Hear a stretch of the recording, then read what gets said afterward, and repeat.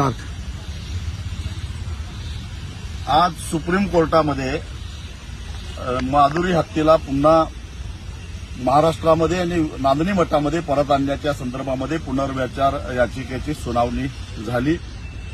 राज्य सरकार, वणतारा आणि नांदणी मठाने संयुक्तपणानं भूमिका मांडली की नांदणी मठानं 7-8 एकर जमीन वणताराच्या देखरेखीखाली माधुरी हत्या आणि इतर हत्यांच्यावर सुद्धा चांगल्या पद्धतीने उपचार करण्यासाठी जागा उपलब्ध करायला तयार आहे। महाराष्ट्र सरकार त्याच्यावर लक्ष ठेवून असेल तेव्हा सुप्रीम कोर्टानं माधुरी हत्येला वणतारामध्ये पाठवण्याचा जो निर्णय दिलेला होता तो बदलून हाय पॉवर कमिटीकडे जाण्याची परवानगी द्यावी आणि हाय पॉवर कमिटीच्या आदेशानुसार माधुरीला पुन्हा नांदणीमध्ये आणण्यासाठी प्रयत्न करावेत। यासाठी ही याचिका दाखल झाली होती। आज सुनावणी झाली आणि सुप्रीम कोर्टानं हाय पॉवर कमिटीनं सगळ्या वस्तुस्थिती समजावून घ्यावी आणि माधुरी हत्येच्या आरोग्याची काळजी करून योग्य तो निर्णय घ्यावा असा